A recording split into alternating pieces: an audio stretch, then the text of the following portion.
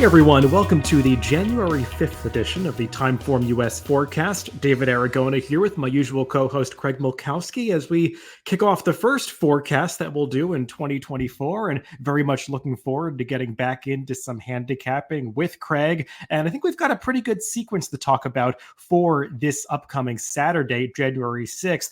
We're going to go out to California and talk about the late pick 5 at Santa Anita. The feature race there is the Grade 2 San Vicente, going 7 furlongs for the 3-year-olds. And we've got a pretty high-profile name in there in last year's Breeders' Cup Juvenile runner-up Muth. He'll be kicking off his 3-year-old campaign for Bob Baffert. Not the biggest field signed on, and he's likely going to be a heavy favorite in that race, but the surrounding races in this sequence make this a pretty approachable and fun sequence to handicap. So I think it's got a little bit of everything. You could probably put together a ticket that's fairly affordable. I guess if you're going with Muth, it kind of turns it into a pick 4. We'll talk about whether or not we're for or against that favorite when we get to the San Vicente, but a really nice mix of races in this sequence, kicking off with a maiden special, a turf sprint on the conventional turf course at Santa Anita. Then we've got an optional claimer on the dirt that features another pretty small field, but some horses with plenty of back class in there. I think there's a lot to really dive into in that race. A down the hill allowance N1X turf sprint in the middle of the sequence, and then closing things out with an optional claimer M1X turf route, another allowance race with a full field to close out this sequence. And Craig, I had a lot of fun handicapping this one. I did as well. I know yesterday when we were making our race previews, you mentioned you didn't really want to do Gulfstream. They have some weather that might be an issue, and I was fine with that. And the more I looked at this sequence, the more I was glad you did, because I think it is a good one. They're good competitive races, and I think it's a pick 5 that you can go after without trying to spend a fortune. I do think it's pretty manageable. And I'll just note, when we've done Santa Anita in the past, I typically get 1 or 2 people commenting about the takeout. And yes, we're aware that the early pick 5 at Santa Anita is the low takeout wager, and the late pick 5 has their typical 23+% high takeout.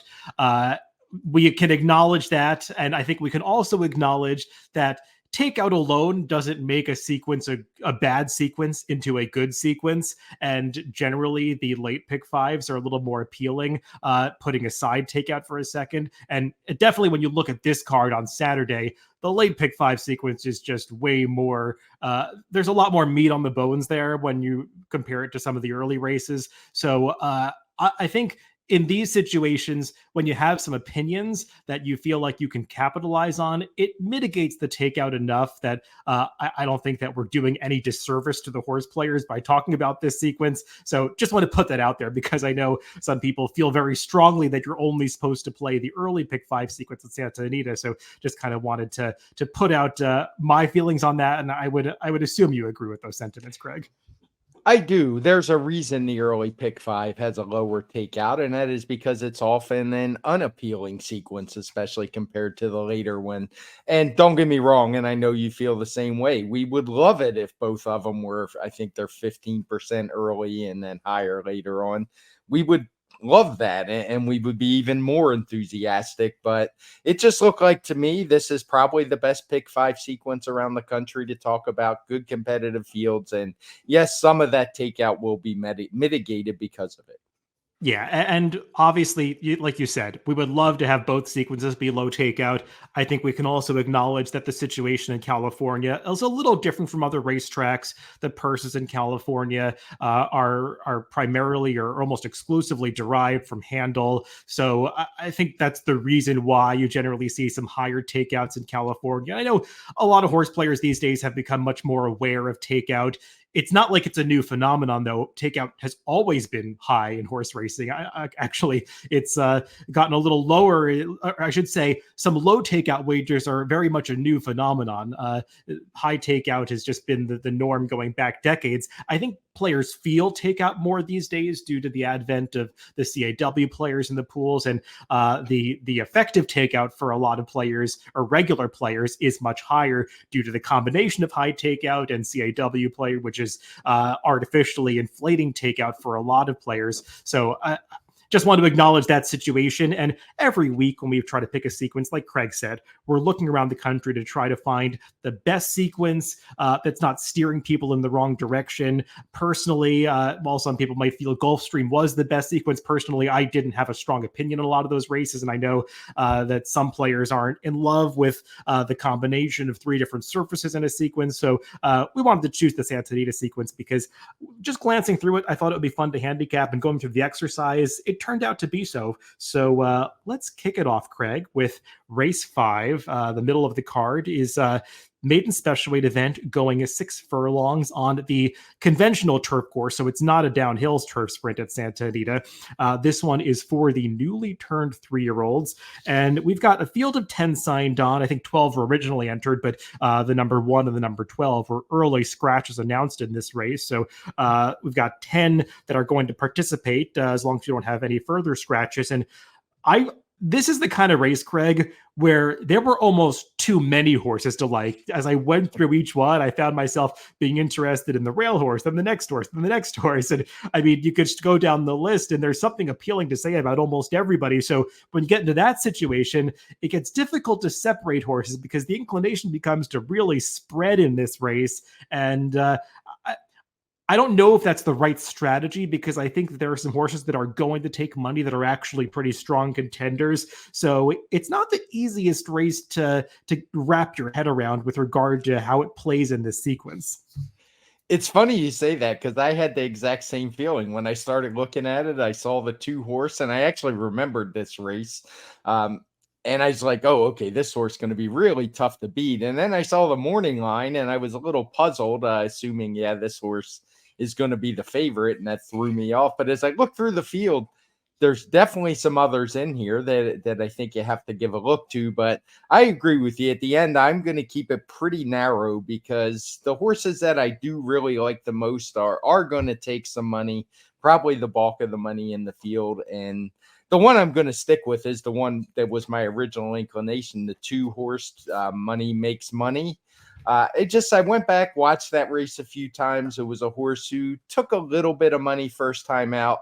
And the comment says off slow. I don't even think that does it justice. This horse clearly broke behind the field, took a little while to gather momentum. It was only 5 furlongs. And when you watch it, this horse was really flying through the lane. He finished behind the horse drawn on the outside in this one. EJ won the Cup by a half length. But for me, I had a really hard time making the case that any of the other horses, there was another one, I believe, as well, Sketchy, who finished just behind him, would be able to turn the tables off that effort. So Money Makes Money will definitely be my top choice. The one reservation I have is there's not a whole lot of speed in here. I don't want to tab the 2 Money Makes Money as a closer off that debut. I'm expecting him to get out of the gate second time, expecting him to be a better, more mature horse. But there is a possibility the horse that furnished in front of him last time, EJ won the Cup, could be alone on the lead. And that's always a little bit of a difficult thing to overcome. Yeah, I think you really do have to take a hard look at the pace in this race. And pace can be really tough to read in these races where they're maiden events and most of the horses are very lightly raced. So horses can change their running styles from start 1 to start 2 or start 2 to start 3. So I think you want to keep an open mind regarding that. But when I was going through this field, Craig, I found myself really gravitating towards these lightly raced horses that could improve. And I finally got down to EJ Won the Cup, who is drawn in the outside post position. And I kind of handicapped this race in post position order. And my first inclination was to be really against this horse because he's already had chances, albeit just once on the turf. But I mean, he had run well in the dirt early in his career. It wasn't breaking his maiden. And even last time he went off as the 6-5 favorite in that turf race and only beat Money Makes Money by a desperate nose. And like you said, I mean, I agree with everything that you noted about the trips in that race. Money Makes Money would have won that race if he had gotten off to a fair start and probably won it fairly comfortably. But you go through this field and there really isn't that much speed. And it does feel like, especially with Edwin Maldonado aboard, EJ Won the Cup again, they're going to be going forward from the outside post. Getting 6 furlongs seems like it could be a little bit of a stretch for this horse, given the way that he's faded in some of his races. But it really helps to have speed, especially in these turf sprints at Santa Anita that are not down the hill. Watching these races, Craig, it just feels like these types of races play much more to speed than the down the hill turf sprints do. So I don't want to totally discount EJ won the Cup, even though I think some others have much more upside in this race. And I know that practically broke maiden race that both he and Money Makes Money are coming out of got the highest speed figure of any of the maiden races that these are exiting. When I started to go through these races, Craig, I'm not totally convinced that race is so much stronger than some others than that these horses are coming out of. So I don't just want to totally go with the speed figures here, because I think that a lot of these horses have faced very similar caliber of company coming into this race. So while I do believe, like you were alluding to, that Money Makes Money probably deserves to be the favorite and is the horse to beat in this race, I wanted to keep an open mind to some others. And I think a horse that has had some similar issues is the number 3 El Rey Rey, and a horse who showed no speed on debut, kind of like Money Makes Money, broke slowly, probably had even a little more trouble than that rival after that, because he encountered some real traffic at the top of the stretch, had to alter course, and was really finishing strongly at the end of that race. That was going 6 furlongs at Santa Anita on the flat course, so he already has that experience. And then last time they tried to stretch out to a mile, and you could make the argument he was best in that race too, because the pace really didn't develop. They went a slow opening quarter. He was towards the back, made a big run at the end and just missed that day. I don't really mind him turning back to the 6 furlongs here. In theory, you're supposed to get a little more pace going 6. We'll see if it plays out that way, but he's getting a big rider upgrade to Flavien Prat. And I know his speed figures are a little bit lighter, Craig, but when I went through those races, I don't think that there's such a disparity between the fields that he's coming out of and the one that Money Makes Money is. No, I have no problem with that. I actually like him. He's the other horse that I would use as an A along with Money Makes Money. For all the reasons you mentioned, I actually think this is a good turn back. I think he'll be up much closer. He was going a mile. He was able to stay a little closer. So I've got no issues with him either. The other horse I wanted to talk about is the 10 Island Cruiser, who is kind of similar to Money Makes Money. Had a little bit of a tough trip. He didn't break it as bad as the other horse in his debut, but he was off a little slow. And the difference was he was actually on the rail, so he wound up getting shuffled back a little bit. And he's a horse that made a very similar strong close to the wire. And unlike Money Makes Money, he's coming out of a race where all of the horses have basically run the same or taken big jumps in their speed figures. So he's another that I don't want to totally dismiss either. So I wound up with, for me, it's just the 2, the 3, the 10, and the 11. I'll probably separate them a little bit and use the 2 and the 3 as A's and the 10 and 11 more as B types. But this is the one race on the card where I want to go a little deeper than I do in the others. I don't want to get crazy and use 6 or 7, but I will differentiate between those two groups of 2. But I want to try to get through this leg with all the horses I think that have a decent chance to win. Yeah, and given what you mentioned, the evidence coming out of that race, you could make the case that Island Cruiser is coming out of the strongest maiden race of these. We should note he was a vet scratch in early December. You could see that in the TimeformUS PPs at Del Mar. Looks like he missed maybe one workout, so there was probably something wrong, but I mean, he came back just 1 week later with a workout after that, and he's got 4 steady workouts coming into this race. So personally, based on that work history, I'm not going to make too much of the vet scratch. And he's another one that lacked speed on debut, but I guess there's the potential for him to show a little more tactical speed in his second start. I'll just note I was looking up stats for trainers in this race, and John Sadler has great stats with second-time starters in general, but especially on the turf and maiden races. He's 15 for 77, a 292 ROI, and maiden second-time starters in turf sprints specifically. He's 10 for 44, 23% with a $3.35 ROI. So definitely some stats in the favor of Island Cruiser, who's also got the connections there. One other horse I'm going to throw out there, Craig, that I'm pretty interested in this race, because I don't totally trust EJ won the Cup. I'm kind of inclined to be a little against a horse that lacks upside like that. And I was looking for somebody else that could potentially attain forward position in this race. And I found myself talking myself into the number 4, De Medici. This is a horse who's getting on turf for the first time for trainer Michael McCarthy.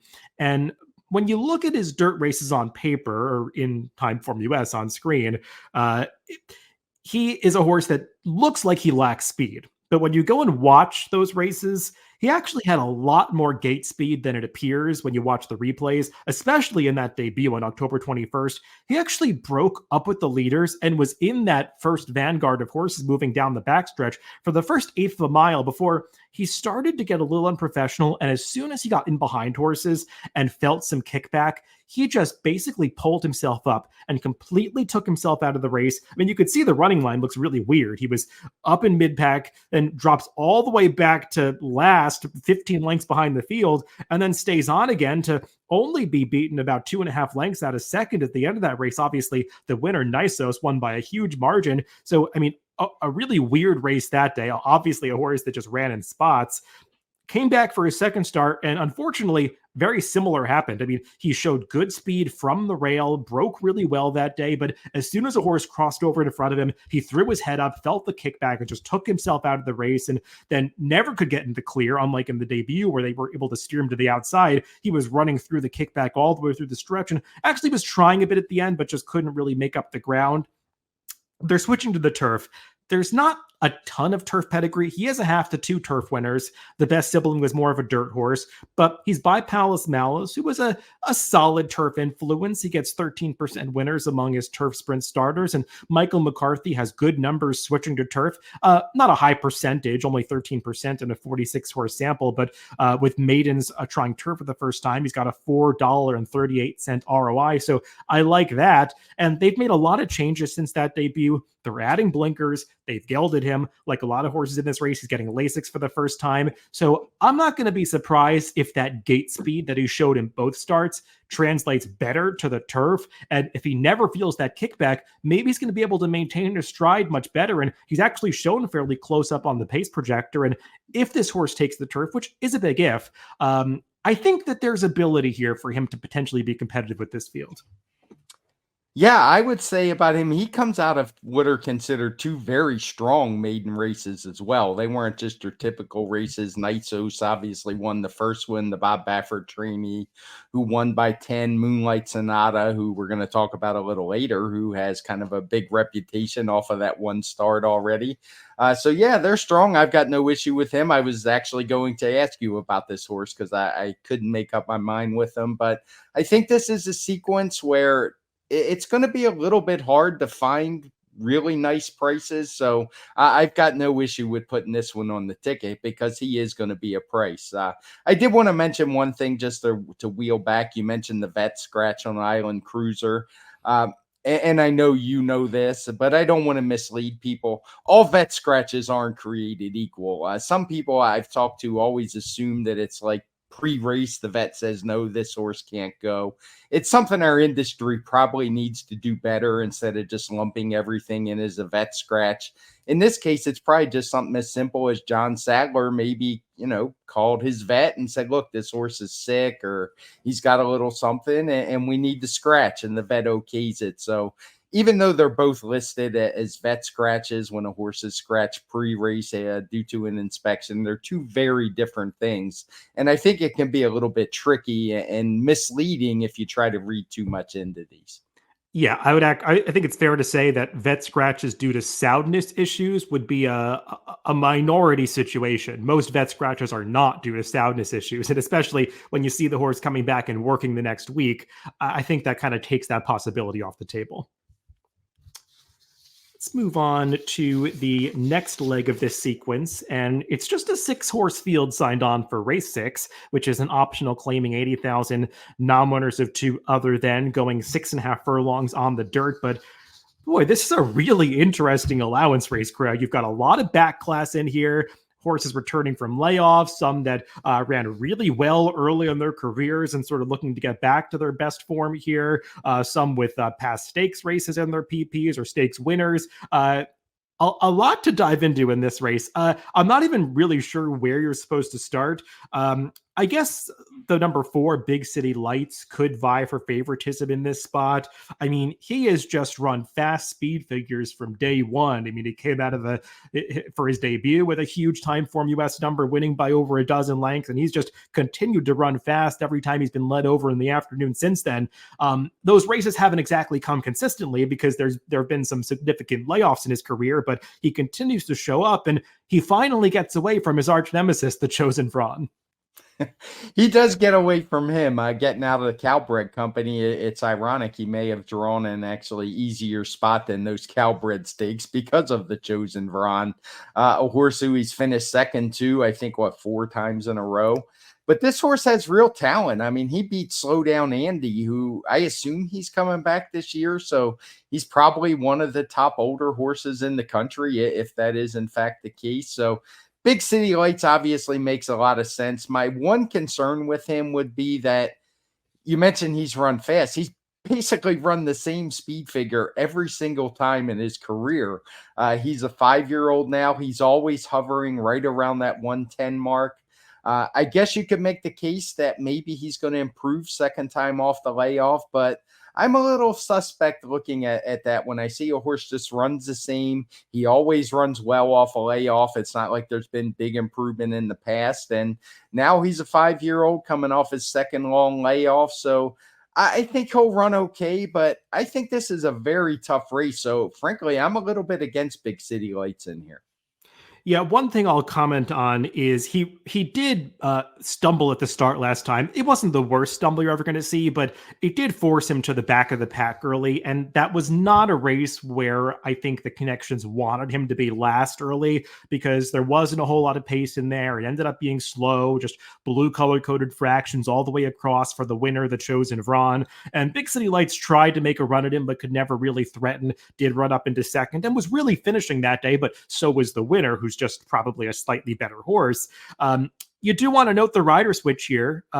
Juan Hernandez, who has been aboard for every single start of his career, I'm going to assume was removed from the horse. I'm going to assume that Juan Hernandez didn't choose to ride more tequila, and they are putting Flavien Prat aboard. And I'm going to guess, Craig, that the change in rider is also indicative of a likely change in tactics with this horse, and probably going to instruct Flavien Prat, hey, first time aboard this horse, let's get him back to showing more speed. So I would assume that they're going to try to go forward with him. And there are some other speeds in this race, but nobody in here is a confirmed front runner. Nobody needs the lead. So I'm not going to be surprised when they're trying to make the front with Big City Lights. And I think that might actually help his chances. Yeah, I can see that. It is a race we have with the blue flag, saying it's going to favor horses on or near the front. Just because of what you said, there are horses who have shown plenty of tactical speed, but I wouldn't say there's any confirmed front runners in here. It's just, for me, I just think there's horses who are a little bit better than him. Like you say, he's mostly been facing Cowbreds. The horses in behind him haven't been anything special. And the switch to Flavien Prat, while a positive, is also going to be reflected at the betting windows. It's probably the main reason he's the morning line favorite in here. I get the Chosen Vron being in his running line so prominently probably has something to do with that as well. But it's a race where I just don't want to go too deep, and I think he's going to be overbet. How about Sir Atticus, who is the other horse that's projected to be forward in this race? Well, a few of them are projected to be forward, and even though it's a favors frontrunner situation on the TimeformUS pace projector, I think you've got 4 horses that are potential front running types. It feels like they don't all need the lead, and it's going to be a little bit of a jockey's game out of the gate to decide to look left and right and see who's going. Sir Atticus is drawn inside of those 3 other potential speeds, so you would imagine Mike Smith is going to have some incentive to go forward with this horse. So they didn't do it last time. They sort of conceded the lead to Ford Bragg, who didn't exactly look like he was faster than Sir Atticus on paper, and Ford Bragg was just able to wire that field through a slow pace. Sir Atticus has obviously kept good form. He's run some fast speed figures, and he would be no surprise in this race. No, he's the horse I like the best. I think that last race will probably be a change in tactics for him as well. It didn't really work out. He ran okay. This a little bit bigger field size, and I'm hoping Mike Smith will be more aggressive. He's a guy who generally doesn't like to ride in between in behind horses much at this point in his career. So I'm thinking from the inside. I mean, he has a horse to his inside, who I'm sure we're going to talk about, but I don't think that one's really a threat to get to the lead in Newgate. I'm looking for more aggressive tactics, and to me, it just comes down to the speed figures. I think he's just a little bit faster than the others in here, including Big City Lights, at least in the current form. We have some horses who have run faster, like Ginobili, who ran some monster figures, but they came a very long time ago. Now, if there's a horse in this race that you could project is going to go on and win graded stakes this year, it's very much most likely to be the number one Newgate, who showed real promise early in his career. I mean, obviously, he won his debut, so you know he can fire fresh. And after that, they tried some really tough company: Cave Rock, Forte, Reincarnate. And he actually won that Robert B. Lewis the last time we saw him in February, which came up a very fast race. He was injured after that, taken off the Kentucky Derby trail, clearly missed a lot of time, but now he's coming back for this return, Craig. Bob Baffert doesn't have the best stats off layoffs, obviously a good percentage, but the ROI is not really there. I did narrow it down, though, to coming off 180 plus day layoffs with horses that are getting Lasix for the first time on dirt. And those stats are really good. 8 for 21, 38% with a $2.56 ROI. So something to be aware of there. Newgate is a horse that I know he ran his best speed figure going a mile and a 16th. I always questioned how far this horse really wanted to go, and I don't mind him turning back to 6.5 furlongs here. I think it really is just a matter of how cranked up he is and whether or not he's going to get enough pace to close into. I would agree with that. And his last two workouts would seem to indicate that he probably is cranked, but I still have my doubts. I don't want to just base workout times and position as to how hard Bob Baffert really trained this guy to get him ready to go, and how anxious is he to get him the win first time back. I have to guess that whatever went wrong with him, and I've heard some rumors, but I don't want to get into it. It seems like it was a pretty serious deal because he was away for a while from with the work tab. It took him many works to even get ready for this race. I think 7 or 8 works he's had since he's resumed training. And I also wonder if his reputation is a little bit inflated because of that Lewis Stakes. You mentioned it was a decent speed figure. That was the Bob Baffert Invitational. There were 4 horses. They were all Bob Baffert horses. There wasn't a whole lot of pace on them that day. And it's just a weird race. So I don't want to put too much stock into it. And I just wonder, I tend to agree with you. Maybe a mile and a 16th is the edge of his limit, but I don't know if 6.5 is ideal for him either, particularly against a pretty good group of older horses. So I'm a bit against Newgate. I won't be shocked if he wins in here, but after spreading a bit in the first leg, I just don't want to go too deep in this one. And I don't want to throw him in just because I think he can win. I think he's probably going to be overbet. The rail isn't going to do him any favors either. Yeah, I watched a lot of workouts for this day, Craig. One of the great things about handicapping Santa Anita is that you've got this huge library of workouts that you can watch on XBTV pretty much for free. And of all the horses I watched working out for this card, Newgate is the most impressive. That 58-3 workout on December 28th, really impressive workout. He did it so easily. And he really feels like a horse that's coming back ready to do something as a 4-year-old. We'll see if it happens this day, but I'm expecting that Newgate is going to come back and run pretty well this year. He's not a horse I'm going to leave off my tickets. I'll put it that way. I'm very much using him prominently because I just get the sense that this horse is sitting on a big race.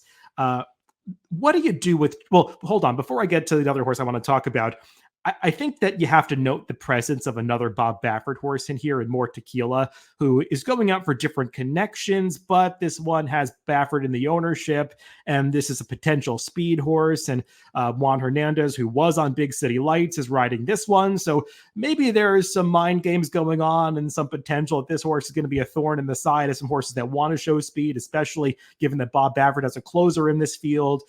So I could see more Tequila just gunning for the front in this race, and that would really help Newgate. It would for sure. And it's not like he's a horse without talent. He won a race at Los Al over the summer with a nice speed figure, a 112, which fits in here. That's a race with a race rating of 113. Had a bit of a layoff, and this will be his 3rd start off the layoff. It's not like he's run terrible. So he could get back to that number, but I tend to agree. I think he's a horse more likely to be contesting the pace. And yeah, I guess that would make Newgate a little bit more interesting. Yeah, because when I'm first handicapping this race, I was sort of going in that direction of, oh, there's not a lot of speed in here. It's going to make the 2 and the 4 really dangerous. But as I started to look at it more, I was kind of viewing more Tequila as the speed. If anybody's going to be the controlling speed in this race, I think it's going to be him. And I think that diminishes the chances of Seraticus a little bit in my book, maybe a little bit less so for Big City Lights, who's still likely to work out a good stalking trip. And I just think it brings Newgate into the race a little more. And the only reason I really have to go against Newgate is this perception that he's not going to be not going to be able to get up going to 6.5 furlongs without a lot of pace. But I wonder if there's going to be a little more than it might appear at first glance. And then what do you do with the number 5 Ginobili, who on his best day is the best horse in this race? And clearly he ran those highest speed figures when he was in the Richard Baltis barn. Ran okay for Peter Miller at Oaklawn last year. Won the 5th season pretty easily, though in retrospect, that probably wasn't the toughest field. And then obviously things fell apart in the Razorback, though he really did not get a good trip that day. I don't mind him turning back to a sprint, even though he hasn't won at this exact distance, but he's in for the $80,000 tag, and it just feels like there are a lot of questions around this horse. Yeah, I want no parts of this horse. He's had 2 long layoff lines in the TimeformUS PPs, and he just hasn't been the same. When he came back from the first layoff, yes, he won that 5th season. He got it with a much slower speed figure than we had seen from him before the layoff. Didn't run well in the Razorback, obviously, and now he's been off almost a year again. He's a 7-year-old. He's in a new barn, new barn since his best days, and he's probably still going to take some money off of that reputation. I mean, this horse went off 4-1 in the Cigar Mile a few years back, so I won't be surprised if he's somewhere around that morning line. Though I think 3-1's probably a little too low when you really look at this field. I don't see any way he goes off at a lower price than Newgate, to be honest. But he's not for me. There's way too many question marks. Yeah, I mean, just to set some price expectations, I agree with that. I don't think Ginobili is going to be any lower than 4th choice in this race. Newgate, I'm not going to be surprised when he vies for favoritism, because the California bettors are really in tune with the workouts, and I think everyone's going to know this horse is working well. So I don't think you're going to get 4-1 on Newgate. I'll just kind of put that expectation out there, but I think the 1, 2, and 4 are going to be pretty close in terms of price. Yeah, I can buy that. And the only horse we didn't mention was Escape Route, who's 8-1 on the morning line, comes in off a win in a cheaper race. But to me, he's just not on this level. Let's move on to race 7, back to the turf course. And this one is a turf sprint down the hill, 6.5 furlongs, an allowance N1X for the fillies and mares.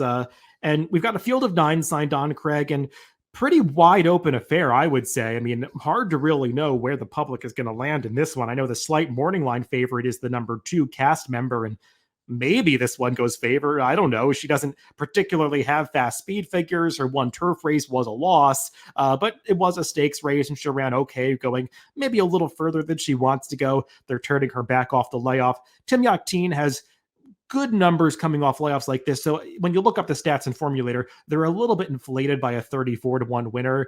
That winner did come on the turf for whatever that's worth.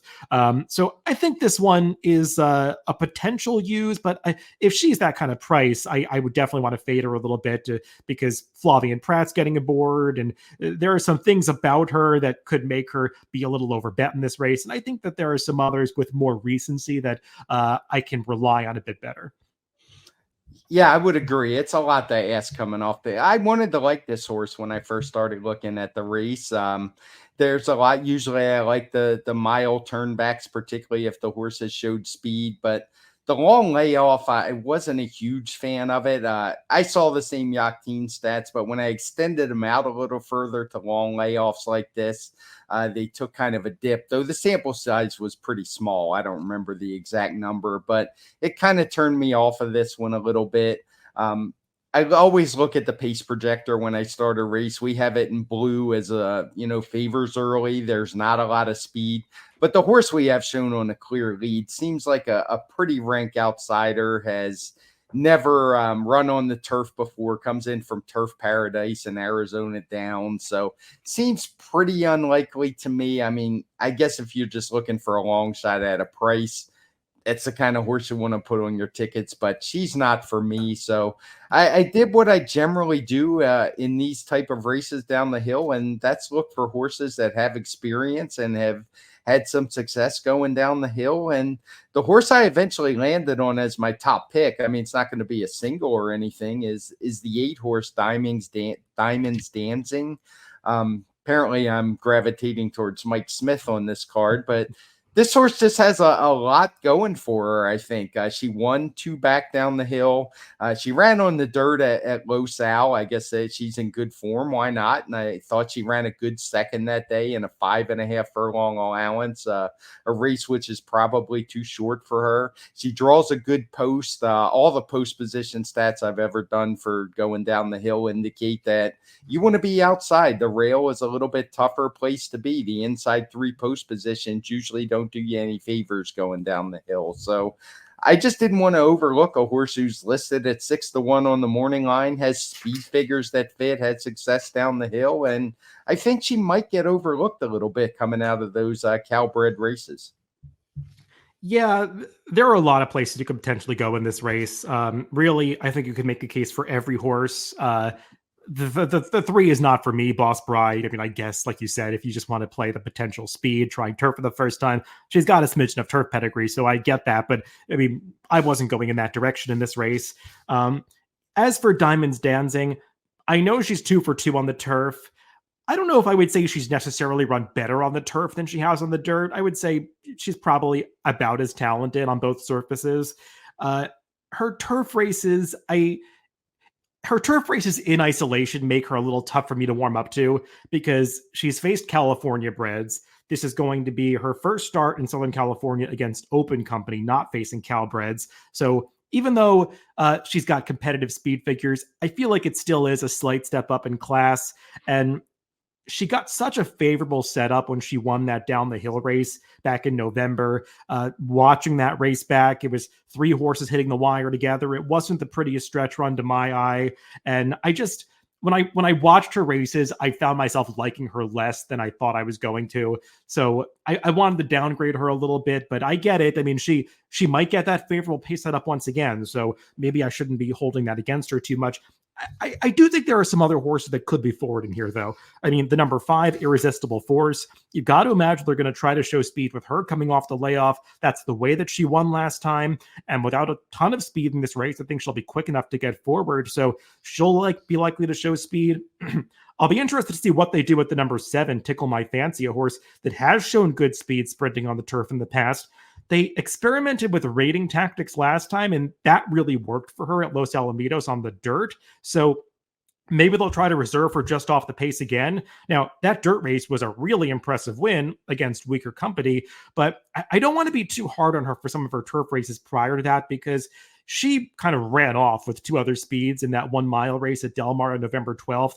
3 horses just went to the front and opened up about 7 or 8 lengths on the rest of the field. And she was right in the mix between them, pulling and just refusing to settle, and had a right to fade at the end of that race, even though the eventual winner was one of those speed horses, Rigolock. I mean, she would just be a heavy favorite in here. She's a lot better than these horses. So I don't want to hold it against Tickle My Fancy that she faded behind that one. When you go through some of her prior races, she really didn't run that badly going the 6 furlongs at Santa Anita in October. I mean, she was chasing wider that day, stayed on pretty well. I think when you start to parse and look at her turf sprints, they're decent efforts, and she's one that I think could slip through the cracks a little bit. I don't know how much money she's really going to take off that Los Alamitos win last time, so she's one that I definitely want to include in this race. And then the horse that I just think is really logical is the number 1, Lunar Impact, who I think probably deserves to be favored in this race. She's coming out of a really strong race at the level when she was beaten by Mediha, who's a horse who's been stakes quality at different points, and Stay and Scam, who came back and ran a big race to win at Del Mar next time. So Lunar Impact ran well against those horses, and even her race 2 back, she had some trouble in there. So I just think she makes the most sense of anybody. And I don't know if she's going to be 4-1, but I do think she deserves to be favored. Well, you mentioned the other two horses I was going to use first, and it's basically because of the pace projector. It's the 5 and the 7. I just don't see a lot of pace in here. I think that could impact the one. I think that one's going to be a lower price than that 4-1. And as I said, I'm just not a fan of the inside post in this, particularly taking a short price. So I'm looking to the horses who are going to be more close up. You mentioned them, an Irresistible Force and Tickle My Fancy. So along with Diamond's Dancing, those are going to be the three I use. Yeah, I mean, I should mention I don't really like Irresistible Force. To me, she got a really good setup when she won her maiden race, and when I look at that field, it was not nearly up to par with this one. Horses have not run well out of that race, so I'm a little skeptical of her quality. And coming off the layoff, I think there are some questions about fitness for this horse, so she's not really for me. And given the fact that I'm viewing this as a race where the two horses that I think are going to be in front are not really reliable, sometimes even when there doesn't look like there's a lot of speed on paper, if the two speeds can't sustain it, then it kind of brings closers into the race naturally, even if the pace isn't that fast. So I'm not worrying about the pace too much in this race. So I'm kind of leaning towards the 1 Lunar Impact, who should be somewhere in mid pack, and that 7 Tickle My Fancy, who I think can get a stalking position. And then the horse that could be most compromised by pace of the ones that I like it here is the number 9, Real Fire, because she really doesn't have much speed. She tends to break slowly, so she's likely to be towards the back of the pack. That's a big concern in this race. But when I go through it, I mean, she just looked like the kind of horse when she tried going down the hill on November 4th in the same race that Lunar Impact exits. She looked like the kind of horse that just had never done it before and was not sure what to do going down the hill. She was kind of getting rank, wanting to run up on heels, just looked like she was accelerating too much with that downward force of coming down the hill and coming onto the dirt crossing. She veered out a little bit, trying to find a clear path. And it just looked like she did not save her best run for the finish that day, but still only finished about a length behind Lunar Impact. So it wasn't a bad effort. And then she came back last time. I just think 5 furlongs at Del Mar, probably a little too short for her. I like her getting back to the 6.5 furlongs here. And it's just a matter of whether or not she can work out the right trip. But she does pick up Joel Rosario, who is excellent in these turf sprints. So if she's a big price in this race, and I think she could get ignored in here, just given the perception about the pace, she's one that I do not want to leave off my tickets. Yeah, you made some good points about her, and I think she definitely will be a big price in here. I think she's the second longest shot on the morning line, and I could easily see that happening because her running lines just don't look very good. But I think a lot of it has to do with being in races where she just hasn't shown enough speed early, and that's not as big a penalty going down the hill. And, another horse that might attract some interest in here is the number 6, Araniti, who's coming off a very long layoff for trainer Richard Mandela. Just a total wild card in this race. I watched her maiden win at Dundalk, and it was an impressive effort, but she was the heavy favorite that day. And who cares? It was a year and a half ago. I mean, she's a different horse now. Obviously, she's been away for a long time. I think they're running her in the right kind of spot. I just will note, I watched her recent workouts, and she is a tiny little thing. I mean, she actually was working for this race with Big City Lights, who we just talked about in the prior race, and that horse just towers over her from a stature standpoint, and also was outworking her, unsurprisingly, coming into this race. So she feels like one that I'm just going to be watching here, and maybe she'll take some money in this spot, but she wasn't for me. Yeah, I'm glad you mentioned her because she's a wild card, like you said. When I looked up Richard Mandela's stats off of long layoffs like this, they're not good. I can't imagine this filly's going to be fully cranked and ready to go. Let's move on to race 8. It is the feature race on this Saturday card at Santa Anita, the Grade 2 San Vicente. They've shuffled around the stakes a little bit at Santa Anita this year. Typically, this would be when they run the sham stakes, but they canceled the sham this year, which I think was a wise move. A lot of these 3-year-old stakes were just drawing small fields or struggling to fill last year. So they moved up the San Vicente to sort of have this natural distance progression among the 3-year-old Derby preps in Southern California. And I think it makes sense. The big horse in this race, obviously, is the number 3 Muth, who is coming out of a second place finish in the Breeders' Cup Juvenile last year, likely to be a finalist for the Eclipse Award for champion 2-year-old, even though Fierceness is the heavy favorite to win that award. And he's just going to be really tough to beat in here, Craig, if he shows up with any semblance of his prior form.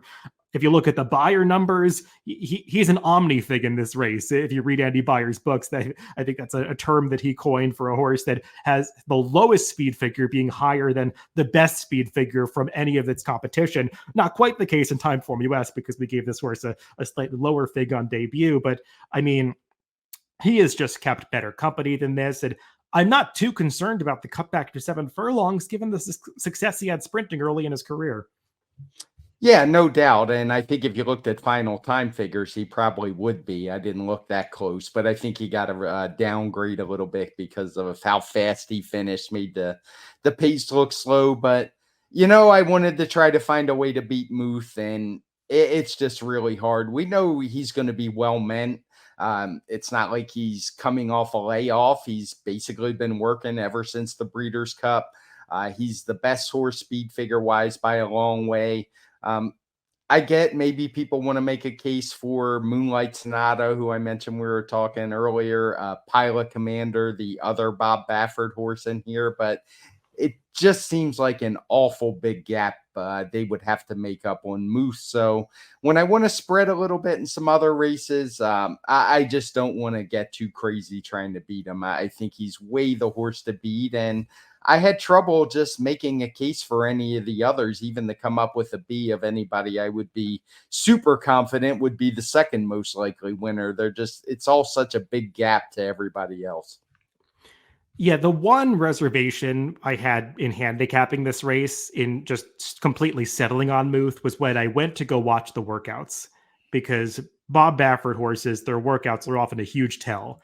And this horse was working really well ahead of the Breeders' Cup Juvenile. I recall, I remember watching his workouts through the summer, and I started to watch his recent workouts. December 16th, he got outworked by a Maiden. Okay, that's a concern. Then on December 26th, you could probably see it, he worked in company with Pilot Commander, who's in this race. And to my eye, Pilot Commander outworked Booth. I mean, he was under a more pressure than that foe to stay with him. Okay, that's a bit of a red flag for a horse that is a good workhorse in the past. But then I'm thinking to myself, why is Bob Baffert running this horse in this race if he's not working well? And then I watched the most recent work on January 1st, and he was working with Winstock, who just won the Low Futurity, and he dusted that horse. It was like the light bulb just went on in the week between those last two workouts, and it was like the old Muth had come back to play last week. And I would imagine that's the workout that gave Bob Baffert the confidence to enter this race. So I'm going to assume that the Muth that we saw working on January 1st shows up, and not the Muth that we saw working out in December shows up in this race. I'm going to not get too caught up in what was happening 3 weeks ago or 2 weeks ago. So I'm going to lean on him here, but I do think it's worth noting because a horse is going to be such a short price, and you do want to be aware of that stuff when you see something that looks a little different or a little unexpected. So there are workout reports available. We'll see if I think it's Toby Turrell who does the DRF Clocker report for DRF for Santa Anita, if he agrees with my assessment of what I was watching on XBTV. But just a big difference in the quality of workouts for Muth coming into this race. So just something I think you want to be aware of. But if this horse shows up, he's going to beat this field. And Craig, I don't have a whole lot more to say about this race. No, I don't either. I mean, the horse that I was tempted to use would be the other Bob Baffert because he won with just such a slow pace last time. It was a race where maybe the speed figure's not as indicative, but he's likely going to be the second choice in here. So I just don't know how much money I would want to spend with him trying to win. If he beats him, fine. I mean, he beat a good horse that day in Imagination, who came back to run a much improved speed figure the second time out, even though he didn't win. You get the same for the third horse. EJ won the Cup, who we already talked about, moved to the turf and ran better, but it still just seems like too much for me. And I want to use my money in some other places. Yeah, I mean, I could use Pilot Commander as a distant backup because based on that workout, it does feel like a horse who's doing okay right now, doing pretty well, but he'd really have to move forward. I don't want Slider, who they seemed really intent on running him as short as possible as a 2-year-old. So I wonder if he's a horse that really wants to go 7 furlongs, even though I think he might be slightly better on the dirt. And Moonlit Sonata, I know he wanted a big price on debut and beat a field that looked okay, but I wonder if he was really cranked up that day. And I'm watching some of his drills. I'm a little skeptical that he's going to take a step forward second time out. Let's move on to the final race of this sequence, race 9. It's an optional claiming 50,000 N1X allowance race going 1.1 miles on the turf. And this is a large field, 12 horses signed on. I think it's one of the more competitive races in this sequence. There are a lot of ways that you can go in here, Craig. I guess it's fair to start with the number 2 Legislator, who I could see going favored in this race. I think he's the slight favorite on the morning line. Just a horse who's been in really solid form since coming into the Peter Miller barn. Actually won a race before he had officially broken his maiden. They ran him against Allowance Company and crossed the wire first, disqualified that day. Subsequently ran well again in an allowance race, but behind Watsonville, who came back to win a stakes recently.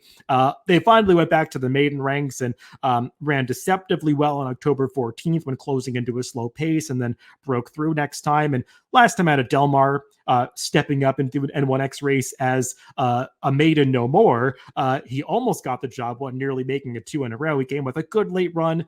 Did get, I think, a pretty savvy ride that day from Joel Rosario, tipping out when he needed to coming into the stretch, but just kind of ran out of ground. He makes a lot of sense, especially drawing an inside post position.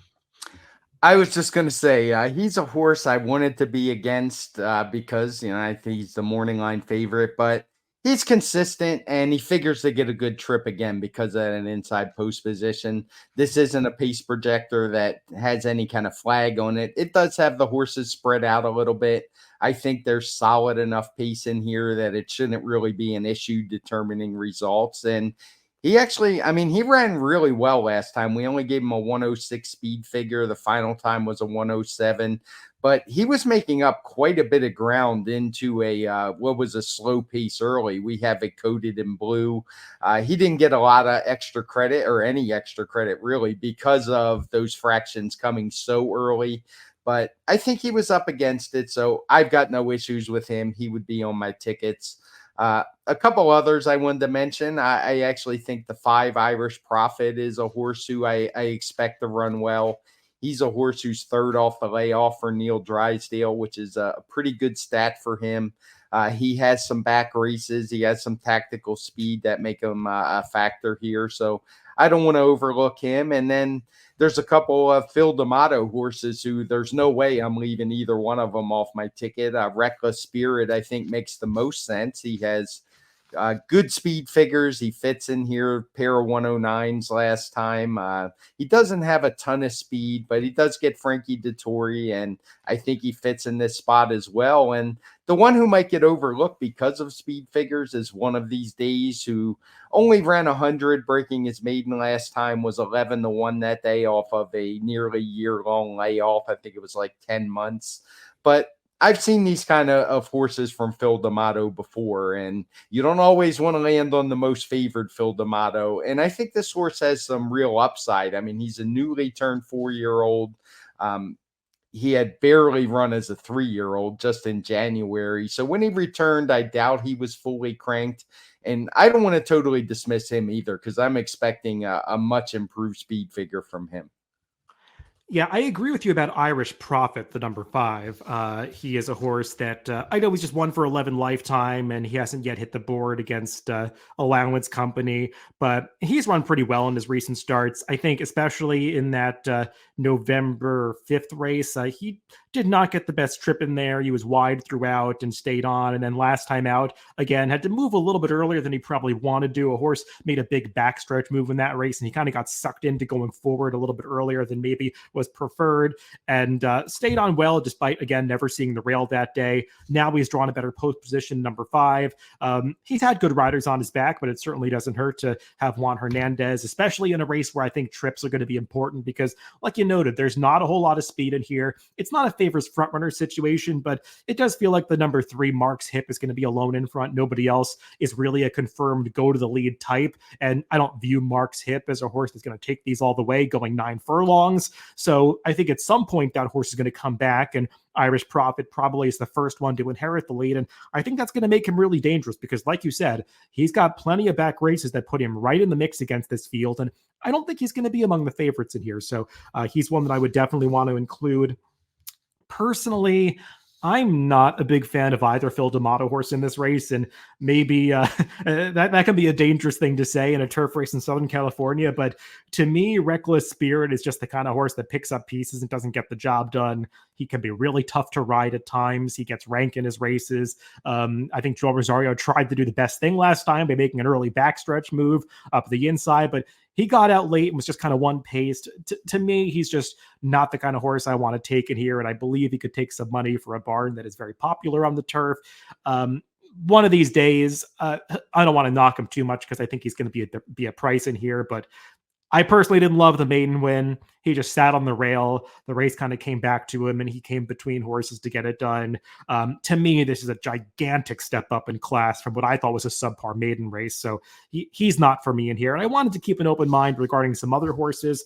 I mean, I think we have to discuss the number 12, Craig Spagliato, who is coming in for Jonathan Thomas, who doesn't run that many horses in Southern California. At some point, this horse must have been a private purchase because he was formerly owned by his breeder, Bobby Flay. The last time that we saw him, now he's going out for different ownership, switching into the Jonathan Thomas barn, also coming back as a first-time gelding. So there have been some changes, but once upon a time, this horse had real ability. I mean, he was second to Webslinger in just the second start of his career as a newly turned 3-year-old. The layoff is a concern, though Jonathan Thomas has very good numbers coming off layoffs in turf routes specifically. Not so good when you look at trainer switches. He just doesn't have good trainer switch numbers in general. So it's a bit of a mixed bag there with regard to the statistics, but this one gets Flavien Prat. Has to overcome an outside post position, but there's definitely upside here. There is some upside to post position. It's what's scaring me off of him. It's very tough to win at Santa Anita from that far outside post.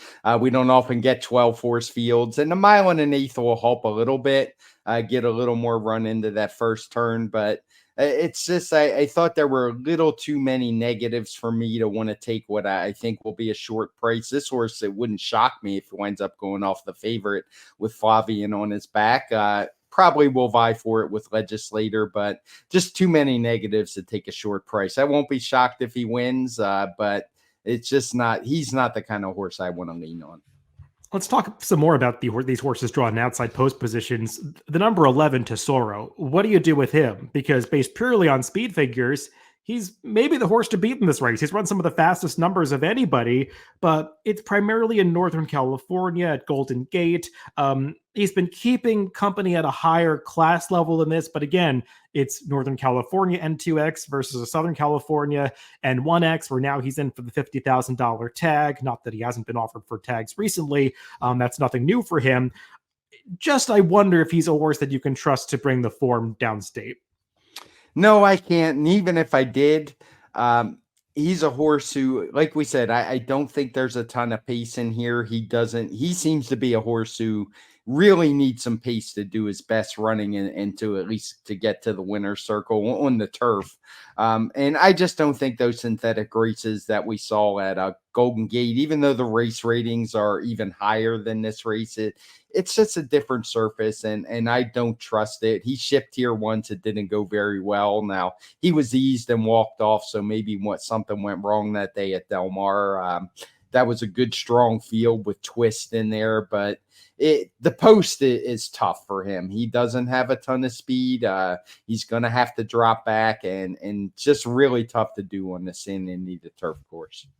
Yeah, the form is kind of tough to read because it looks really strong, but it is sort of confined to that one circuit. The September 30th race was good. I mean, that was a turf race at Golden Gate. And when I looked at that field, the competition seems strong. I mean, we've seen the winner Silent Poet on different circuits, and he's a really classy horse. So no disgrace losing to him. I just wonder if it's going to translate downstate. This trainer who has a lot of success in Northern California.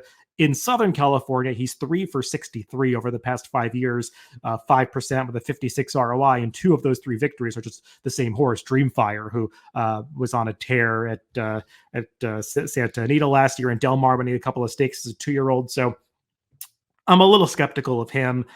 Another horse drawn outside that is obviously going to need some pace is the number 10, Hula Candy, but I want to highlight him because watching back that December 3rd race, which a few of these exit, including Legislator, who nearly won, There's an argument that Hula Candy should have won that race because he was towards the back early.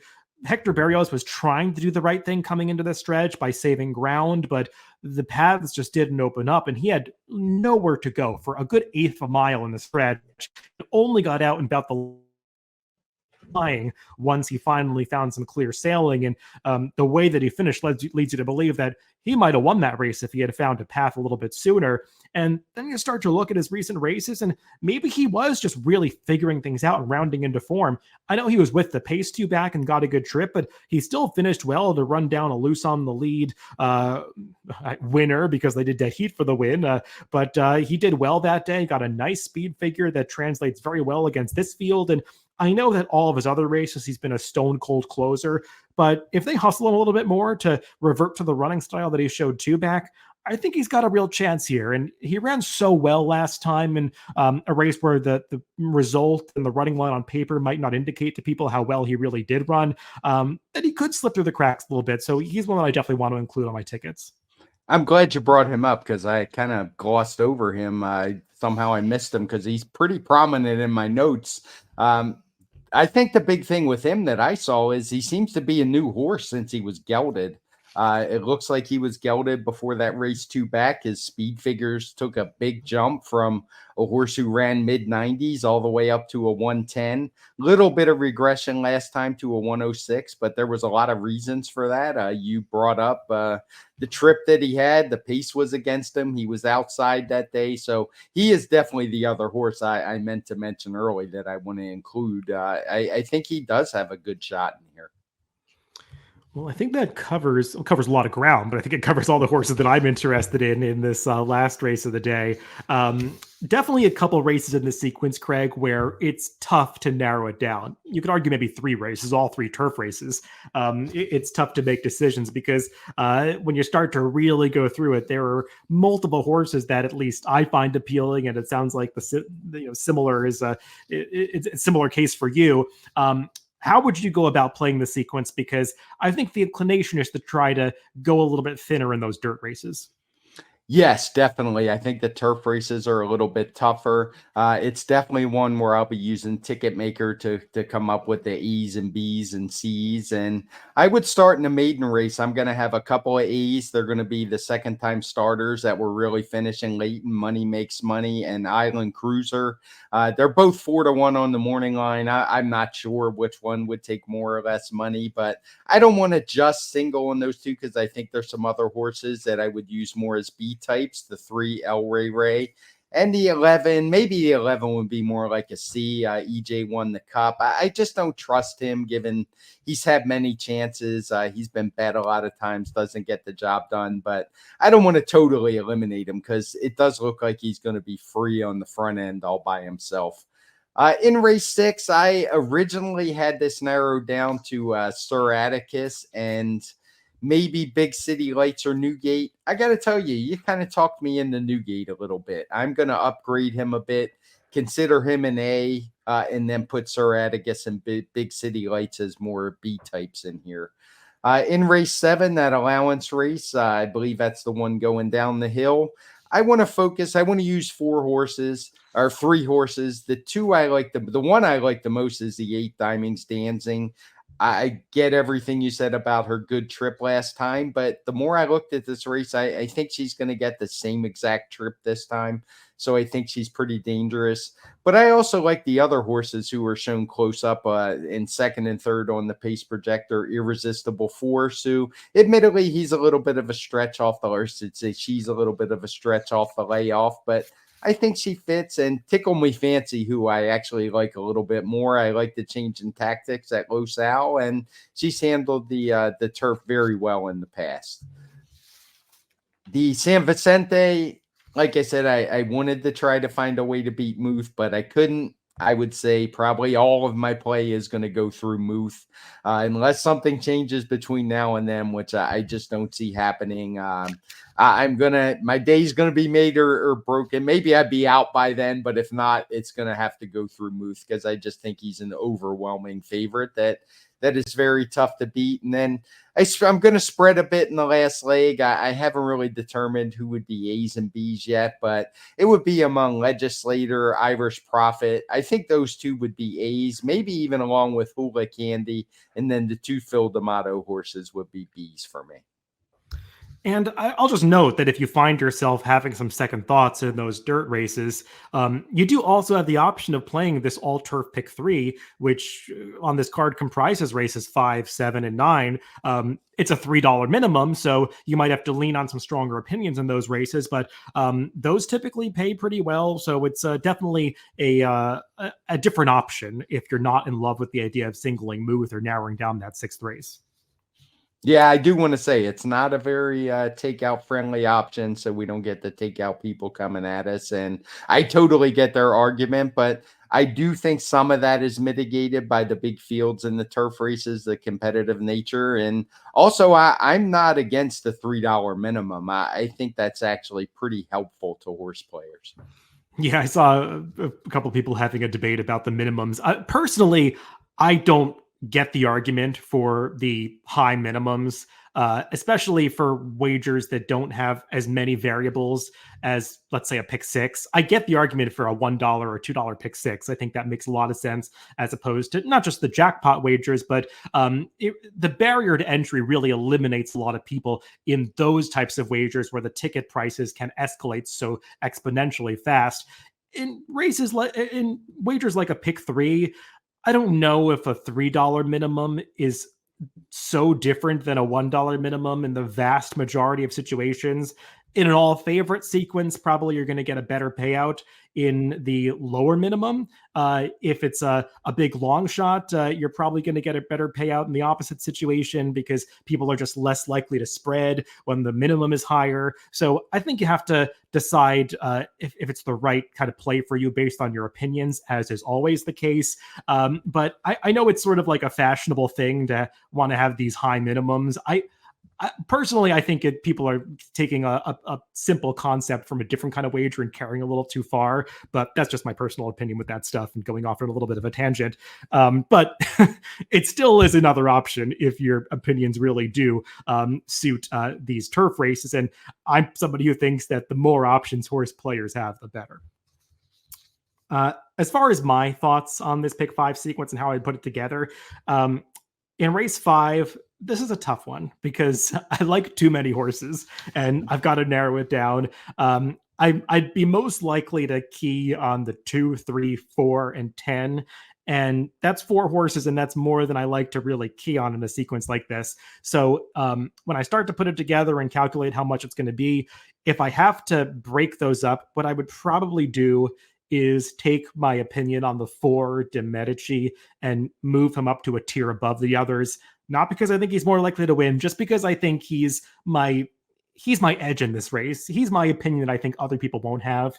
So I want to capitalize on him. And if I'm wrong, I'm wrong. And it's going to force me to be more right in the other legs. But that might just be the way that I have to play it. So it would be sort of 4, 2, 3, 10 as the horses that I want to use a little bit. And then, as Craig said, the backup would be the 11, who I don't love by any means, but I don't necessarily want to get knocked out by him because I think his speed could be really dangerous in this race. In the 6th race, I'm really mostly on the 1 Newgate and the 4 Big City Lights. On a distant backup ticket, I could have the 2 Sir Atticus. If I'm right about De Medici in the prior race, I want to be alive to Sir Atticus. So I want to structure my ticket in that kind of way. But Newgate and Big City Lights, if I have coverage to those 2, I'll feel pretty good in this race. In the 7th race, again, it's another race where I think the inclination is to really spread. I find myself able to narrow this one down to 3 horses.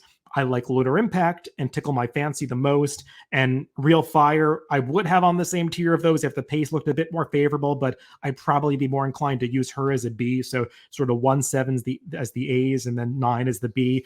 And there are some others I can make cases for, but not enough to convince me that the value is there to use them in this sequence. In the 8th race, I went back and forth on this one, but I think I'm going to lean on Muth pretty strongly. That last workout just gave me enough confidence that he's going to show up in this race. And if he shows up, he's going to win. I could use Pilot Commander as a C, perhaps, but I'm going to be among the large crowd that is having most of their play go through Muth in this race. And then closing it out, I'm going to primarily use 3 horses, the number 2 Legislator, the 5 Irish Prophet, and the 10 Hula Candy. The 2 and the 5 probably a little bit more likely, but I think Hula Candy is going to offer some value in this race. So they'd be my 3 A's. And I'd use a little bit of Spogliato as a backup because he's a wild card. I'm not going to be surprised when he ultimately proves better than this field. But like Craig alluded to, with Pratt aboard and the connections, it does feel like he's going to take money in here. And I'm not totally convinced. So that's how I'd structure this sequence. And it's I think after talking about it, Craig, it's maybe not as easy as I thought when we started this conversation. I know. I think one of the first things I said was it seems like a pretty manageable sequence, and I guess it is. But I wound up liking more horses than I originally thought I would, and sometimes that's what happens when you talk with other horse players. I always listen to people I respect, and you're obviously one of those. I never expected to like Newgate, but I also keep an open mind. You told me about the workouts, and I know that's something you're very good at. So I take that under strong consideration. And it's still a sequence that I'm looking forward to. It's one I will definitely be playing. And the more we talked about it, I think there's a little bit there's definitely a better chance for a bigger payoff that I wasn't really expecting when we first started this show. Yeah, I mean, obviously there is a chance this sequence could chalk out if, the money makes monies win and Muth wins and Big City Lights win, and then, it chalks out in the last race. But I don't think it's the kind of sequence we're going to have a series of 8 to 5 shots. I mean, some of these favorites, they're going to be 5 to 2, 3 to 1. And even if you want to have coverage to that payout, at the very worst, it's gonna keep you alive to play another day. So I do think that this is the kind of sequence where even if it chalks out, it's not going to be a super low payout, even with that high takeout. So it's definitely one that I'll be playing as well. I hope that people enjoyed us talking about a Santa Anita sequence. I know we don't often go out to Southern California for these, but I had a lot of fun handicapping this one. Everybody, thanks for tuning in to the TimeformUS Forecast this week. Remember, you can always catch these podcasts on DRF.com, Spotify, Apple Podcasts, and YouTube. Wherever you get your podcast, just make sure to subscribe to the Daily Racing Form channel. Craig and I'll be back next week with our typical Tuesday TimeformUS Pacecast. We'll probably talk about the San Vicente and other stakes races happening this weekend. So make sure to catch that coming up next week.